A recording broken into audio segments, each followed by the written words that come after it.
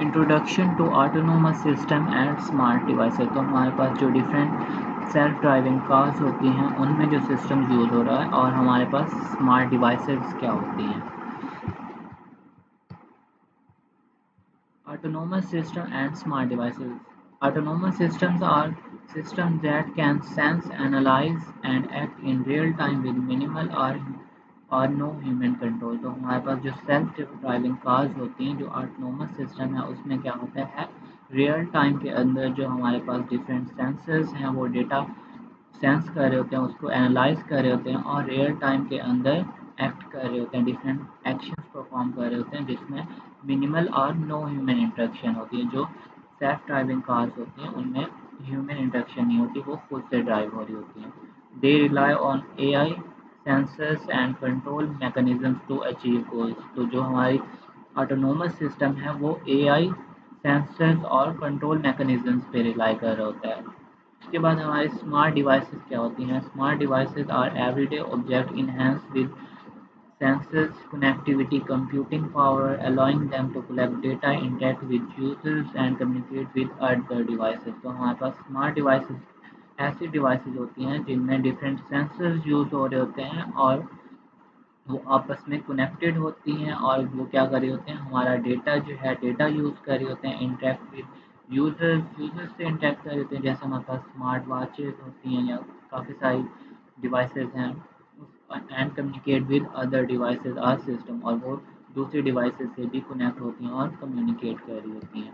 Autonomous systems and smart devices, उसमें है हमारे पास autonomous systems and smart devices is the study of technologies that combine independent decision making machines। तो इसमें क्या होता है, हमारे पास ऐसी मशीन्स होती हैं जो इंडिपेंडेंट होती हैं और वो खुद से डिसीजंस ले रही होती हैं। Autonomous systems with intelligent connected gadgets and smart devices. तो हमारे पास क्या होता है, ऐसी डिवाइसेस होती हैं जो खुद से डिसीजन ले रही होती हैं, उनमें डिसीजन मेकिंग पावर होती है।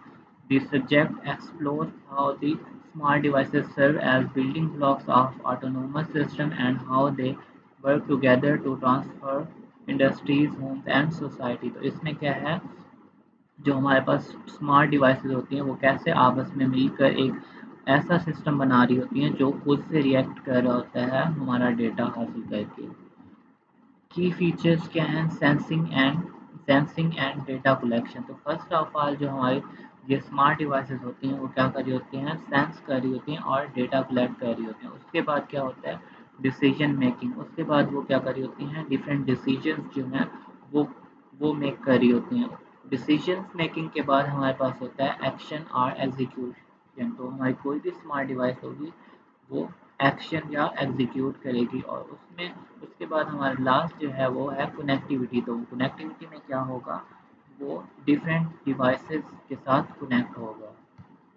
Sensing and data collection. तो हमारे पास फर्स्ट ऑफ ऑल क्या है, data. Smart devices are equipped with the sensors that gather raw data from the environment और the user। तो हमारे पास जो स्मार्ट डिवाइसेस होती हैं वो हमारे इन्वायरमेंट से या यूज़र से क्या कर रही होती हैं, डेटा हासिल कर रही होती हैं। टाइप्स ऑफ सेंसर्स, हमारे पास डिफरेंट जो सेंसर्स हैं वो यूज़ हो रहे होते हैं। Temperature sensors, motion sensors, GPS sensors और लास्ट है बायोमेट्रिक सेंसर्स। तो हमारे पास काफ़ी सारे सेंसर्स होते हैं जो यूज़ हो रहे होते हैं। हमारे पास एग्जांपल है, in self-driving car, cameras detect lane markings, radar detect distance from other cars and GPS tracks location। तो हमारे पास ये जो डिफरेंट सेंसर्स हैं, जो कैमरा है वो क्या डिटेक्ट कर रहा है, हमारे पास लेन मार्किंग डिटेक्ट कर रहा है, रेडार जो है वो डिस्टेंस डिटेक्ट कर रहा है, और हमारे पास जीपीएस जो है वो लोकेशन ट्रैक कर रहा है। तो ये जो डिफरेंट सेंसर्स हैं यूज़ हो रहे होते हैं। Without sensing the system is blind. तो अगर हमारे पास ये जो कैमरा है अगर वो वर्क ना कर रहा हो, अगर रिडार वर्क ना कर रहा हो, तो सिस्टम क्या है, एक ब्लाइंड है। Decision making. तो फर्स्ट स्टेप क्या था हमारे पास, सेंसिंग एंड डेटा कलेक्शन। तो फर्स्ट स्टेप में हमने क्या किया था, हमारे डिफरेंट सेंसर्स जो हैं वो क्या कर रहे थे, डेटा सेंस कर रहे थे और कलेक्ट कर रहे थे। उसके बाद है हमारे पास decision making. Autonomous system process collected data using AI. तो ऑटोनोमस सिस्टम जो है वो क्या कर रहा होता है, कलेक्टेड डेटा को प्रोसेस कर रहा होता है using AI, machine learning and algorithms to decide what to do next. तो वो डेटा प्रोसेस करता है। फर्स्ट ऑफ ऑल वो डेटा डिफरेंट सेंसर्स के ज़रिए कलेक्ट करता है, उसके बाद क्या कर रहा होता है, वो प्रोसेस कर रहा होता है।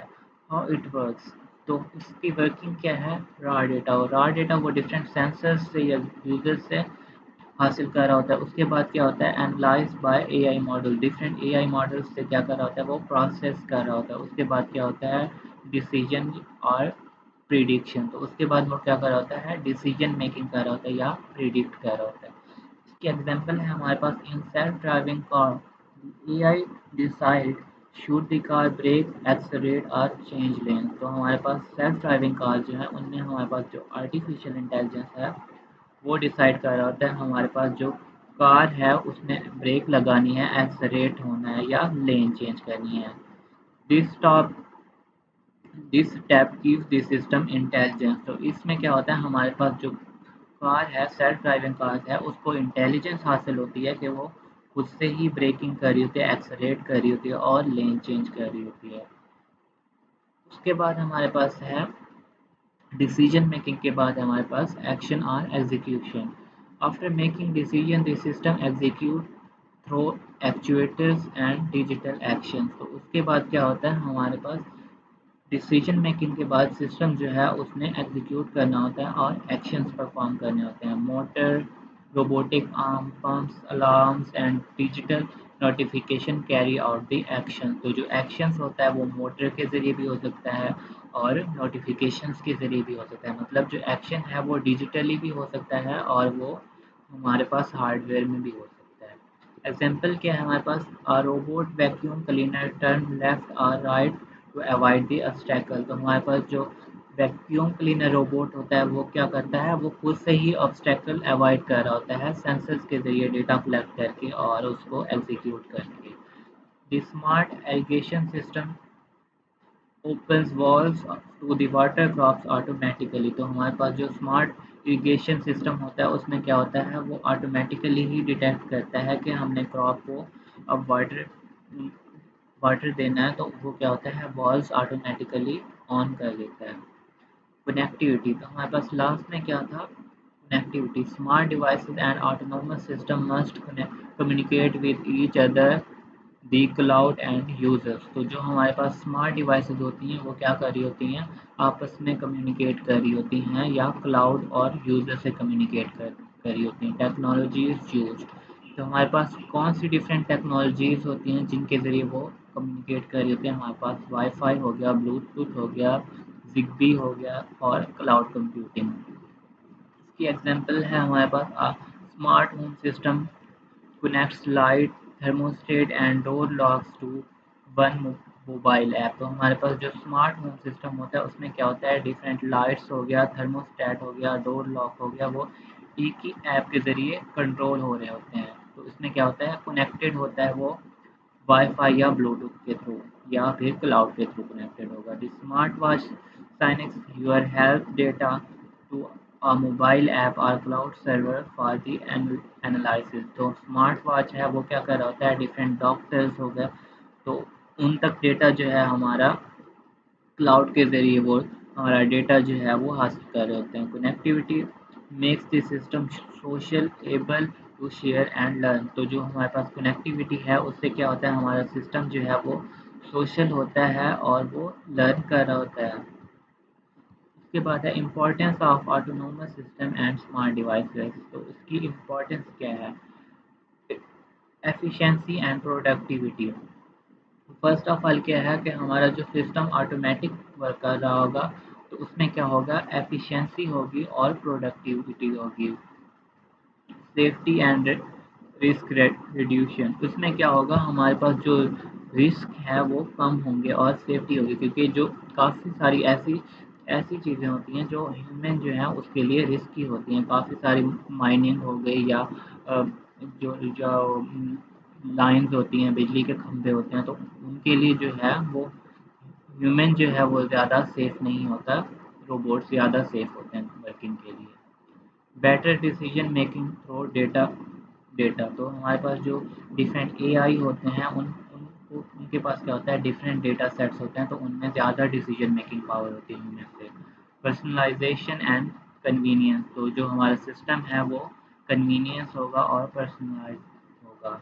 Cost saving in the long run तो हमारे पास cost saving in long run का क्या मतलब है, क्योंकि हमारे जो रोबोट्स हो गए डिफरेंट जो हमारे पास फैक्ट्रीज वगैरह में यूज़ हो रहे होते हैं, तो उनकी कॉस्ट जो है, कॉस्ट तो ज़्यादा होती है एक ह्यूमन जो एक दिन का उसकी सैलरी है उससे कॉस्ट तो ज़्यादा होगी, लेकिन वो लॉन्ग रन के लिए ज़्यादा कॉस्ट सेविंग होती है, क्योंकि जो ह्यूमंस हैं, तो ह्यूमंस ने तो मतलब ये होता है ना हर मंथ सैलरी लेनी होती है, लेकिन जो हमारे रोबोट हैं उनकी मेंटेनेंस थोड़ी बहुत होती है और उसके बाद क्या होता है वो फ्री होते हैं।